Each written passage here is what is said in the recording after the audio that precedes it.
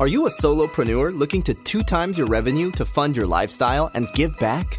Well, this podcast is for you. We bring you inspirational guests sharing actionable tips to solve many of the struggles you face each and every day. And now over to your host, Paul Higgins. Hello to the Build, Live, Give podcast. If you're a first-time listener, welcome. And if you enjoy it, please subscribe. If you're a regular, thanks for your support. Love to get your feedback at paul@buildlivegive.com. It means the world to me when you do. Our guest today is someone who has thrown a curveball not just once, but twice in her life. Once was when she had a major car accident, and the other was when she was laid off not long after that. By listening to them, you'll understand how their personality helped them to overcome both and run a thriving coaching business. In a world where many of us are in lockdown at the moment, our guest shows you how the old school way of building relationships can still work in today's online and turbulent world. So why listen? How to build relationships, how to gain referrals, and how to tune into your clients to avoid selling features. They have kindly given a free 40-minute masterclass, which is mentioned at the end of the show, to help you turn conversations into clients. So what I'll do now is hand you over to Kim Kasparian from Success Genie. Welcome, Kim Kasparian, to the Build, Live, Give podcast. Great to have you on today, Kim. Nice to be with you, Paul. Yeah, I'm really looking forward to this. I've thoroughly enjoyed our conversations today, so I'm sure everyone listening today will enjoy it as much as I have. So why don't we just kick off with something that your family or friends know about you that we may not? That you may not. Well, I was a dancer for the time I could literally crawl from my mother's room and dance all the way into my 20s. And I danced with a Armenian dance troupe that's well known around the world, and I danced Lincoln Center in 1999. If you don't know by my name, my Armenian heritage. And before that, in my early 20s, I spent a month in Armenia taking care of war orphans and doing some public service work while I was there. So that's something that the general public may not know about me. Just to help us visualize, what does Armenian dancing look like? If you've ever seen, it's similar to Greek music, or if you've ever seen Greek dancing, Yes. if you've seen my Greek fat wedding. But the traditional, basically our group did modern, but a lot of traditional, which is line dancing. It's precision dancing, couples. And every dance usually has a theme, whether it be the women, like girls, like in the vineyards, working, or the guys just playing, or like swords. One of the famous Armenian great dances that our troupe did was the sword dance. We've done different dances that depict different life happenings in like the Armenian times. We have a great choreographer who's still with our troupe. He's like the Baryshnikov of that region of the world, and now he's older and he choreographs for the National Armenian Ballet Company. But he did, when we danced, it was the 30th year, now it's the 50th, so he had original music composed, and we did, the whole Lincoln Center was about the genocide and the rebirth of Armenia. Because around that time, Armenia had finally become free when the USSR collapsed, and he did beautiful choreography for us to invoke and recreate the rebirth of the country. A lot of precision dancing, like all of us looking the same and moving, like the men moving in precision and the girls moving precision. And he has a wonderful technique of blending lines, like having people move through lines and create formations that you can't even imagine how 30 to 50 people could keep that formation. All original music. We had costumes designed from Armenia, our traditional Armenian garb. Trying to think, the music is more like the original music, not so much, because I'm from the Turkey. My family was from now what's part of Turkey. It almost sounds a little bit Indian, original Indian. They have different instruments that sound the same, but a lot of drums, a lot of horns, and it's just uplifting. Armenian dances, if you go to your church, it's very much like the solo dancings are like, you meet a girl, you want to talk to her, but she's shy and she goes away, but she kind of looks over her shoulder to say, I'm still listening. And it's really fun. If you ever go to an Armenian dance, There's lots of line dancing. There's a lot of solo dancing. And even if you have two left feet, they just put you in between two people and you just have a lot of fun. So excellent. Yeah, well, look, that sounds wonderful. And I suppose that training position to do it right up until your 20s must account for why you're so great at building relationships in business, which we will definitely get to. You started your career at Mary Kay and then went through different roles. And I think, was it about 1999 that you started your own business? Yes. I literally got laid off 2 weeks before the Lincoln Center show after spending 3.5 years training for that. I just got in the car and stayed with my dance director, who's like my sister from another mister, for the 2 weeks. And I didn't have to commute from Connecticut to New York, and had a wonderful, incredible time with the Entrenique Dance Ensemble family. And yes, literally a couple days off, and started my business in June of 1999. Great. And what was that transition like? What, I suppose, was it expected that you were going to be let go of, or was that unexpected at the time? No, life would never be that simple for me. No. No, it actually was an awakening. I had taken the job because I was in a major car accident a few years before and was not up to going back to my role in Mary Kay. I just didn't have that energy and excitement because I was still healing. So I took a job that led to a career in sales and led to me taking this company. And I took it because I thought, well, I'm a grown-up now. No more being crazy, working straight commission. I had a mortgage and a car payment. And I thought, well, this is what being responsible is all about. And the steady paycheck wasn't a big, bad thing. And I was making great contacts. And I said, okay, maybe this is it. And then management change happened. And I wasn't the only one. There was 10 of us that were told we were no longer needed. I had mixed emotions. I was grateful because I really didn't want to be in that company anymore. And at least I didn't walk away from my paycheck. But they had promised me a whole bunch of good things that they weren't delivering on. I'd taken a pay cut to invest in those big things.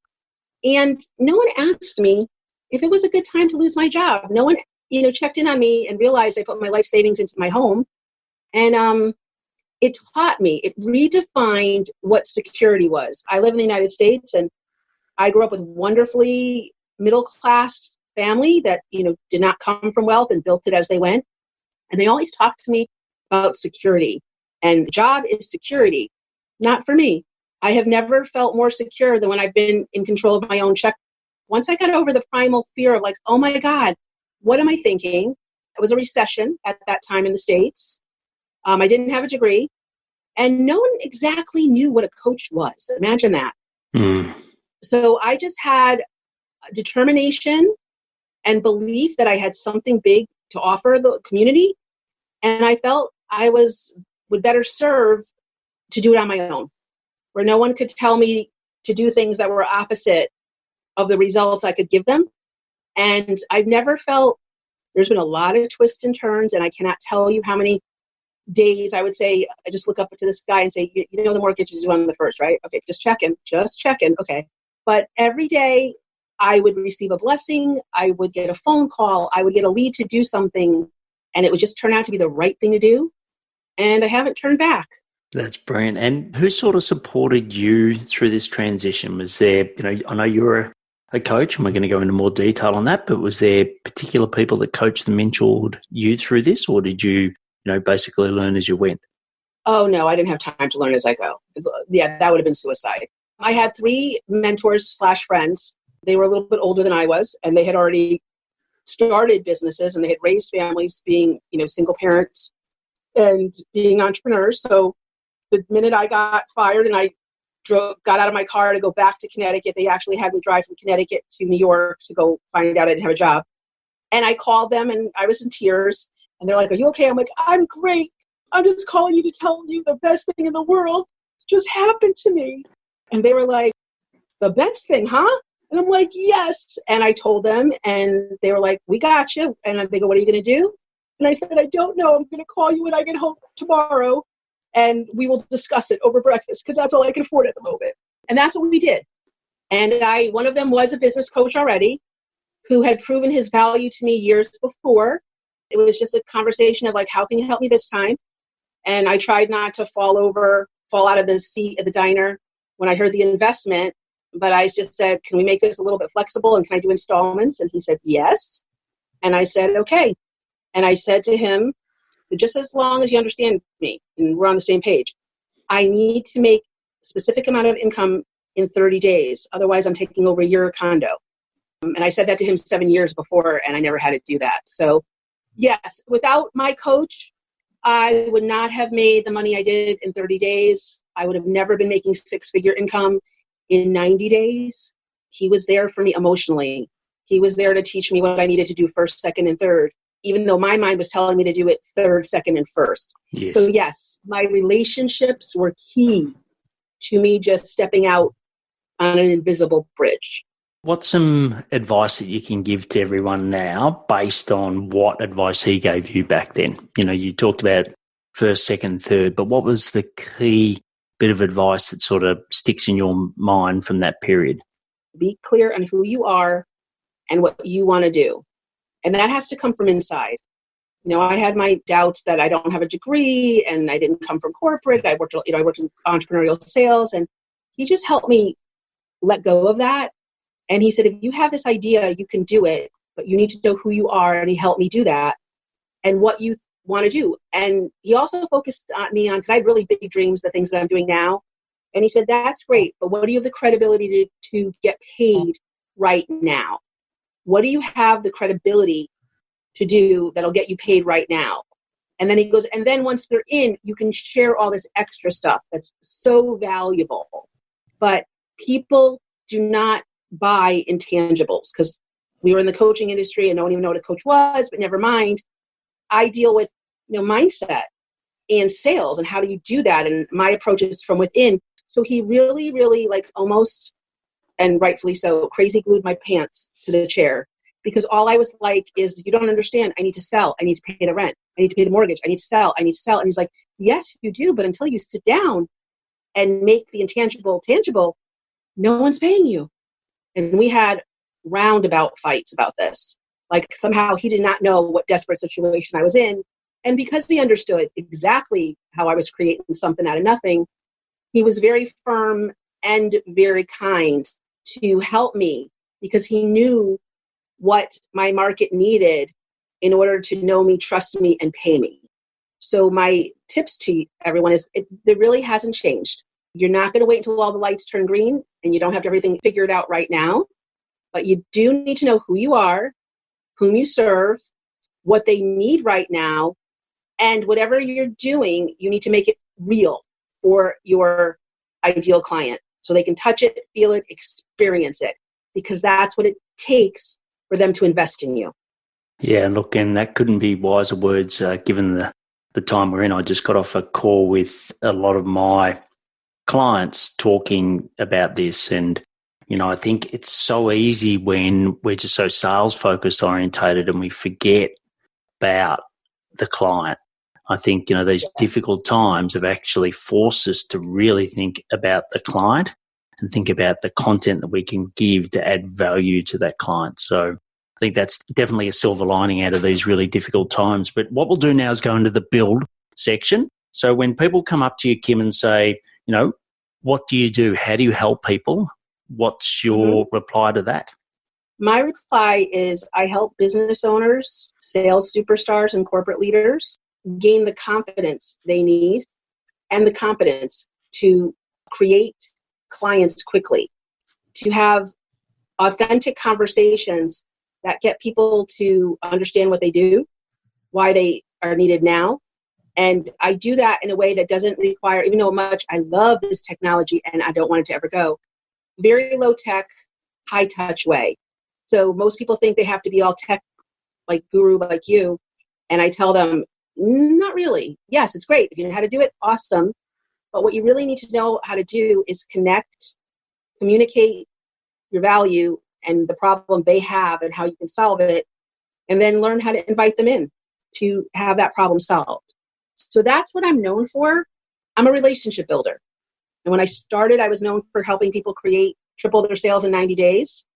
And now I help business owners do what I just said and create 6- and 7-figure revenue leaps every year while having time to have fun and enjoy the journey. And what do you know about relationship building that many of us may not? Your relationships are more important than the money you may have or not have in your bank right now. If I had a choice between having money or relationships, to just one, I would choose relationships 1,000 times, because those relationships can create money and resources and referrals faster and farther than your money ever could. So always, when I started and I didn't know where my next mortgage payment was coming from, I always focused in front of the person I was with. And I always did my best to get to know them and know and understand the problem they were having, even if I did not get paid to solve it. And then my initial job in the beginning was finding resources for them.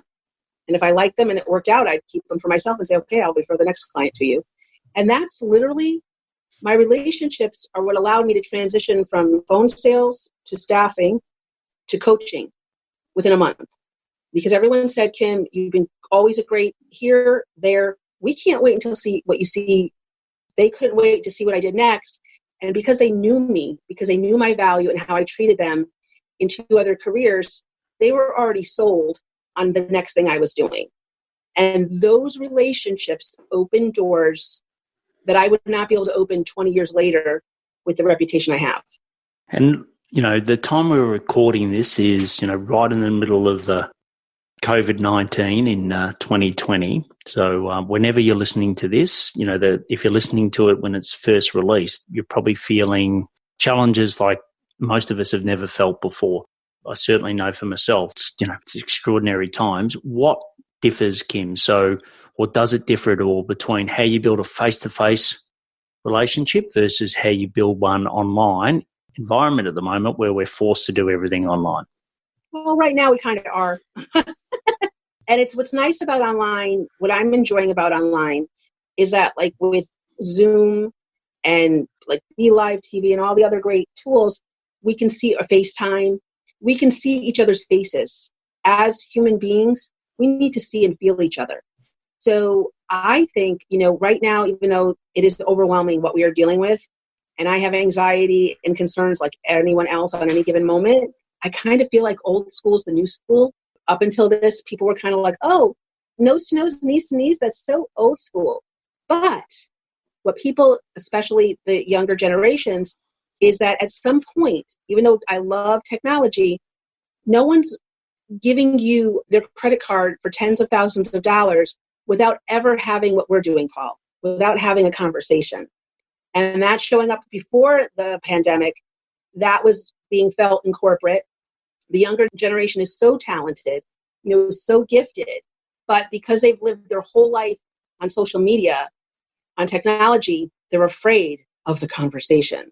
So it's kind of nice now that we're unfortunately going through all this. All of us older kids can teach the newer kids how to do it.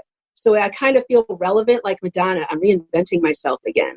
So I'm kind of excited about that. Have you got the eye patch on? I just saw her on Graham Norton the other day with the ex-eye patch on. She's quite an eccentric lady. But you talk about old school. So, what are the things, especially, let's take LinkedIn for an example. When you reach out to build a relationship on LinkedIn, tell us how you go about that. I'm honest, and I tell them that they're either I saw something, either I liked something they posted and I resonated with it, and or I see what they do and I see who they're connected to, and I realize they may be a potential resource for me and my community. So I invite them to have what I call a coffee chat. Now we call them virtual chats, and people are all around the country, so I say virtual chats, where we can just talk as human beings, kind of like you and I did, Paul. Yes. And I know I was very standoffish when you reached out to me, because there's a thing going on in LinkedIn that I really don't have any respect for.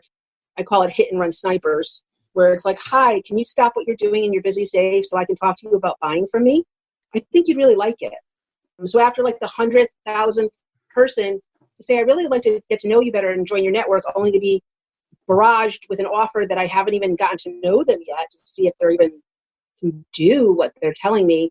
I got a little shell shock. So when you came and we connected, I know I was a little bit curt with you, But your response just totally brought my guard down because I'm naturally very inclusive. If you want to connect with me or you think my network has value for you, I let you in.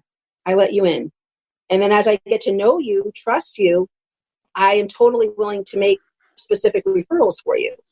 And that's the way my world works. And people have trusted me for 20 years. If I give them a referral, I know they're going to serve you, even if it turns out that they're not the best ones to solve your problem. I don't give anything less. So I invite people to get to know me, like me, and trust me. And if I like and trust them, they get invited into my resource box. And from there, client conversations come, or the invitations to podcasts, or to speak to somebody who they know really needs me right now. So that's what I mean about relationships. When you take the time to put people first and genuinely get to know them just as a person, it's amazing how much they want to help you and give to you. So that's how I approach LinkedIn. Yeah, and then look, I'm finding on LinkedIn and also at the moment in Australia, you can only go out with families or in pairs, right? So that's sort of the stage that we're at. But it's amazing. I grew up in the country, and in the country, you said hello to everybody, right? And part of it's because you knew everybody, but you said hello to everybody. And I'm finding now, even in the city, people will walk past with their kids on their bike, and everyone's saying hello to everyone. So it's like we're because we are so isolated, we're craving that connection again. Are you seeing that in the state in these difficult times? Absolutely. Even though we all stop and make sure we have 6 feet between us. I know we have a very quaint city, but it feels small. I look everyone in the eyes and I smile and I say good morning or good evening or good afternoon. And they smile back, even though we can't get near each other. And usually I live near the beach. So there's always a bunch of us hustling and bustling. So there's less now, but we've all been really respectful about distancing. But yes, when you talked about my Mary Kay career, and one of the things I learned from Mary Kay, and that I've always done my best, not that I could ever imitate her, but I do my best to emulate her because she had a really wonderful gift at doing this. She always told us, she was, your main job, yes, you sell cosmetics, and yes, I want you to be on the stage and, get your rings and all the things I give you. But she goes, what I really would like you to do every day is whoever you're in front of, make them feel important. It's not about, she used to say, you can't go to a class or show, back in those days it was a show, then it became a class, with dollar signs in your eyes. It never works. They feel that. Just focus on, it was then women, but the person in front of you, and really make them feel heard. That's the secret to growing your business. And I have done my best my entire life to do that. Whether you're buying a lipstick from me or you're buying the $1,000 collection, and I took that attitude in my technology sales. And because I treated a 2-line company like they were the VIPs, when one of them got promoted to a much bigger company and had 50 lines just in corporate, never mind all the employees, he called me and he said, I remember how well you treated us in my other company when we just had 2 lines. I know you'll take care of this company that has a lot more lines than that, and you'll make me look good, and you'll always listen to what I need. And it was the largest company that our company ever brought in, and I was like the newbie. So I remember that, Paul. It doesn't matter if someone's buying from you today or not. If they're in front of you, make them feel important. Listen to them. Just because that's what people need. Never mind all the good things that I just shared with you will happen. But that's really the job of a salesperson. And know you're brilliant at building relationships, connecting people, but I know a lot of people struggle with asking for referrals, asking for introductions. What's your philosophy around that? And what's your experience around that? Okay. Well, if you serve them, if you haven't served them, if you're just pitching them to get the money, I'm not going to teach you that. If you know you have served a person in a world-class way, you're being selfish not to invite them to share you. People might not know that it's okay to share you. Like, I'll give you an example. We're creating at this point, this weekend, a free live event to help business owners get over themselves and learn how to row. That's my term, row their boat in this times, because there's so many business owners afraid to ask for referrals that they really need, or afraid to invite people into their their offerings. I've had, and it's free, right? I have a link. It's public everywhere. I have my clients saying, would it be okay if I invite so-and-so and so-and-so? And even like my clients who invested in me and they get 2 tickets to share to any event I do, I tell them they're there to share. They're still calling, going, is it okay if I use my 2 tickets for these 2 people? And I'm just like, let me think a minute. Sure. So it's teaching everyone that it's okay to share you if they really love what you did for them. Also, because I too, when I started in sales at 16, I don't know how I did it, because if I fell into the pool during a garden party and you were having conversations and cocktails, I would just try to drown quietly, because I would be afraid to ask you to give me your hand or to get the skimmer to help me get out of the pool. What I've learned to do is create ways to invite people in to experience my value, whether it be, I think now, we didn't have technology back then, guys. So these days it could be invite them to a masterclass, do a live on one of your pages, invite them in for a 30-minute consult where you listen and you learn what's going on with them and you help them figure out where to get to next. And you say after anything like that, and if you enjoyed this time with me, who else do you think would enjoy this experience? And would it be okay if you invited them or let them know about me? That's basically the gist. And you can do that on an email. I'm getting savvy with technology. At the end of each email or a follow-up, it could be, if you enjoyed this or you already signed up to be a part of this great experience, whatever that experience is, feel free to invite a friend. You have to tell people what you need them to do and what's so good about that.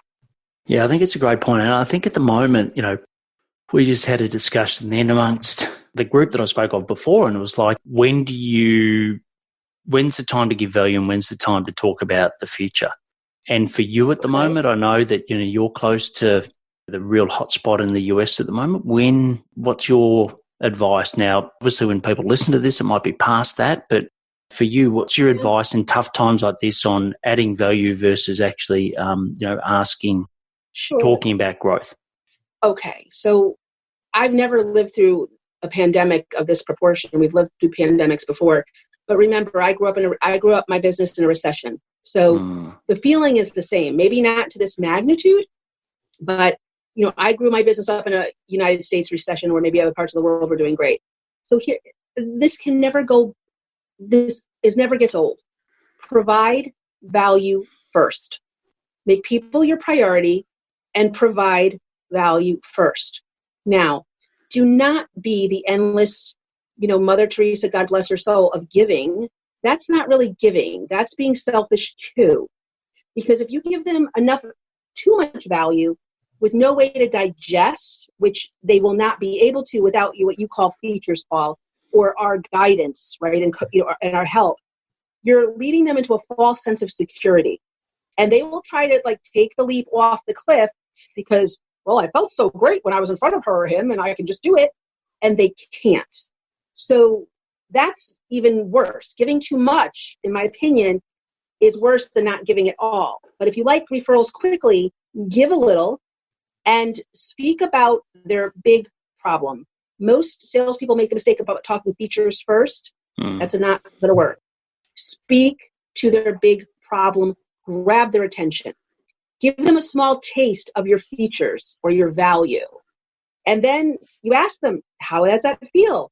Could you see yourself working with that feature? Could you see yourself completing that solution? They're like, yes. So then you say, great, may I have permission to tell you how we can make that happen and show you what's available in addition to the sample? And they're going to go, well, yeah, this was really good. I think I could do this. Yes. Please tell me more about your features. That's called pivoting. And people always, but especially now, during this crisis, need to learn how to pivot. The problem they had yesterday is no longer their biggest problem. Yesterday, they wanted to lose weight. They wanted to feel better. They wanted to feel confident. Now people want to find a way to survive. They want to know, how can I bring in money for my family even though I'm lockdown? And how am I going to keep my business afloat when I can't go anywhere? Now, can health, nutrition, coaching, confidence, lowering stress help? Absolutely. But how many times has your mother, brother, spouse said, stop eating that? That's not good for you. And you still eat it during normal times. Oh, my tummy's getting a little bit, oh, I can see a little muffin over my stuffing over my muffin. And you still didn't go to the gym. So right now, you need to think about what is their immediate problem. And this is even any time right now, because people only pay for the problem they see and that they feel, not the one that's coming down the pike.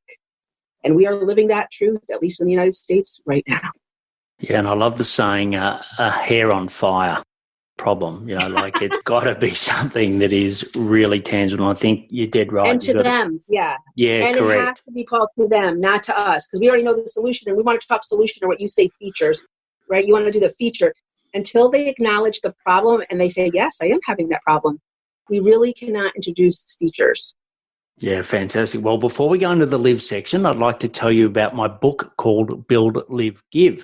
I go through the lessons I learned from leaving Coca-Cola to run my own business, how I scaled and kept it going whilst going through a transplant. I give you the same 5 growth drivers which I've used to help 257 coaches and consultants to build, live, give.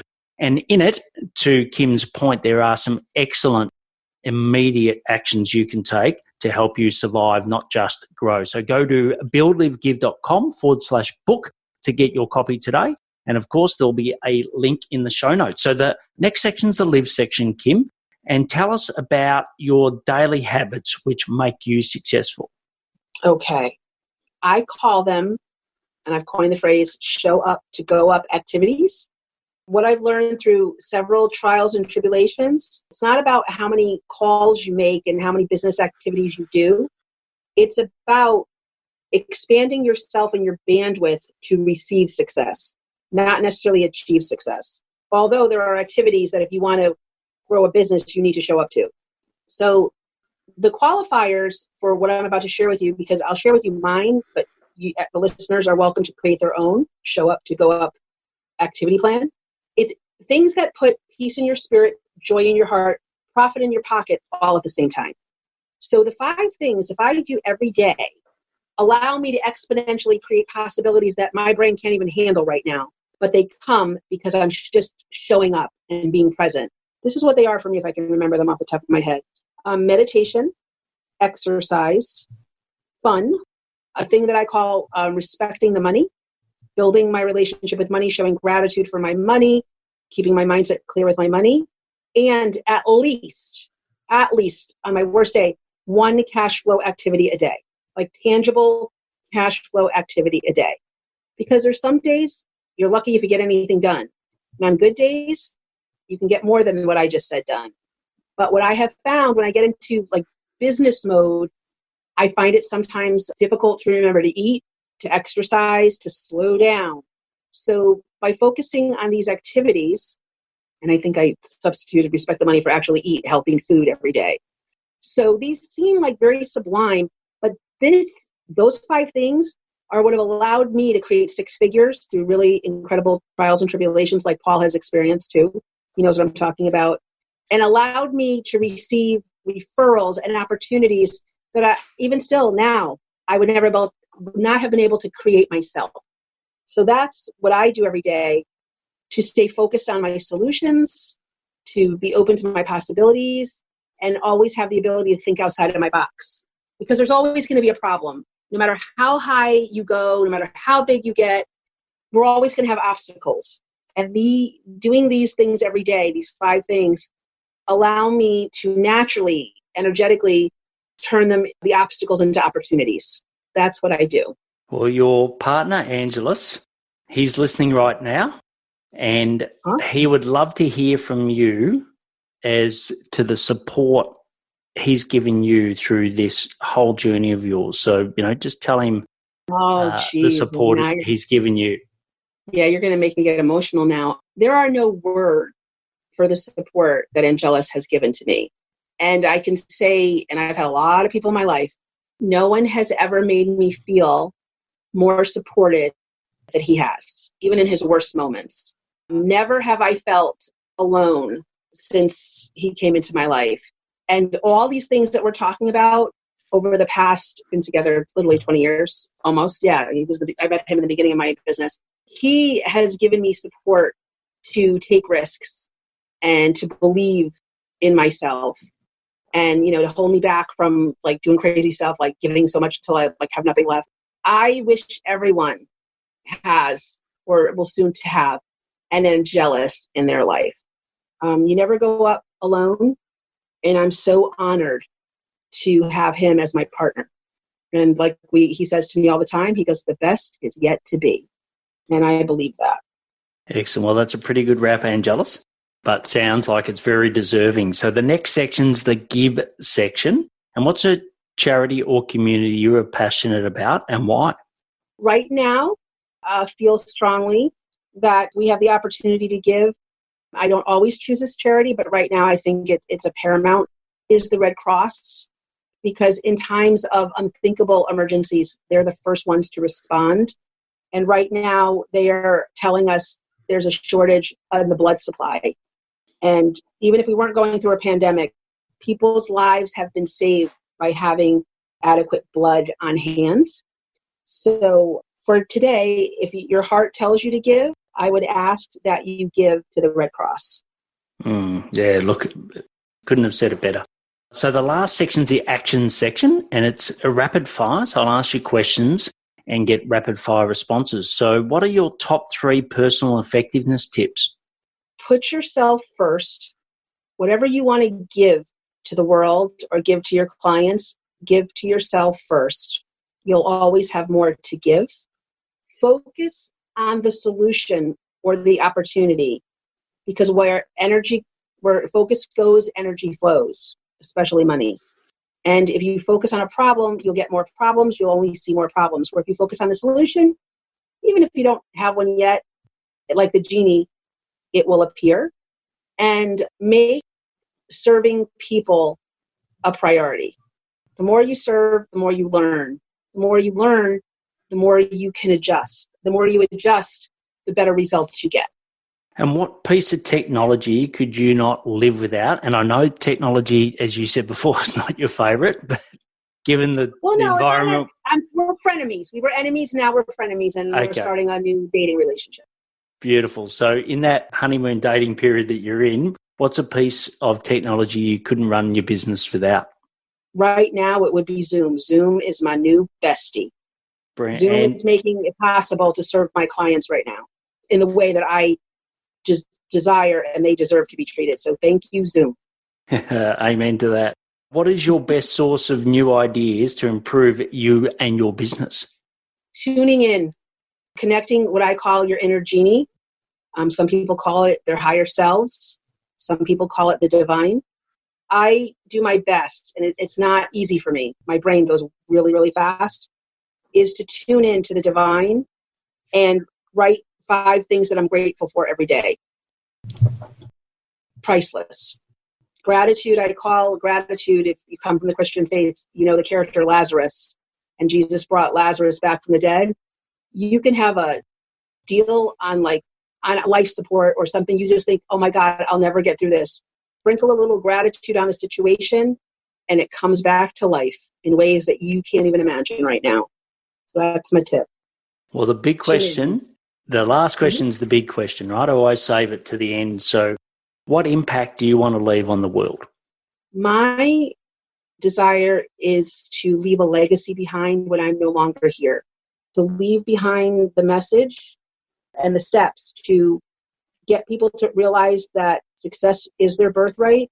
They were born successful, and they don't have to struggle or strive for it. I come from, sales background, and we're taught to achieve. That's not really how success is created. Success is something you already are, and you allow yourself to be it, and receive it. There's nothing that you don't have. Like, you have everything you need right now. We're just listening right now. I'm telling you, and the listeners, there's nothing you need to strive for. You're everything you need to be. So learning to believe that and receive that on a daily basis, that's my legacy. Teaching people how to own that, believe that, receive that, live it, and teach others. Like, I love teaching business owners, but business owners aren't the only people who need to be inspired.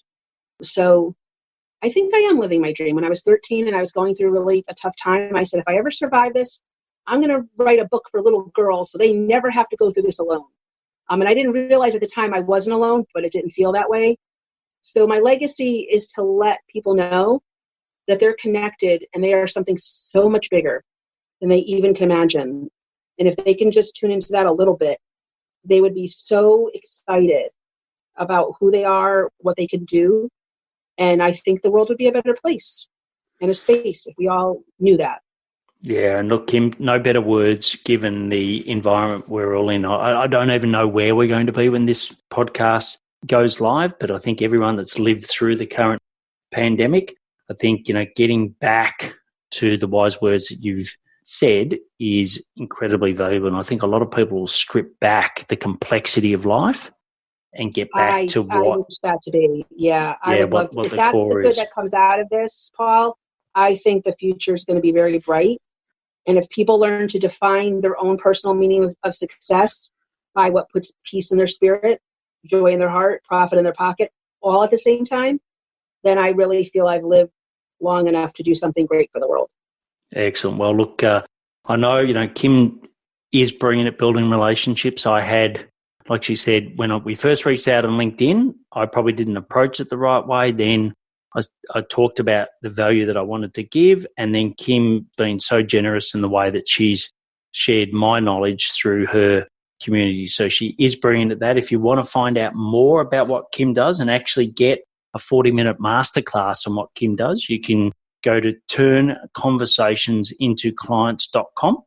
So that'll be in the show notes. Also, all the other links that I mentioned will be in the show notes as well. But it was so fantastic having you on today, Kim, and I really appreciate your perspective on life, which I know your perspective is the same no matter what the circumstances are, but I think particularly in today's circumstances, your perspective is so valuable.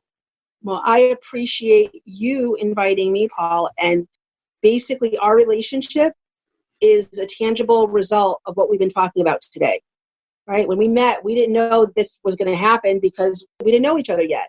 But now, I consider you a trusted resource and a new friend, and I'm excited to share you in a bigger way with my community. So thank you for inviting me to yours. Brilliant. Great. Thanks a lot, Kim. Have a great day. You too. Cheers. Bye. Bye. Thank you for listening to the Build, Live, Give podcast. If you like what you heard, please subscribe and leave us a review. It would mean the world to us.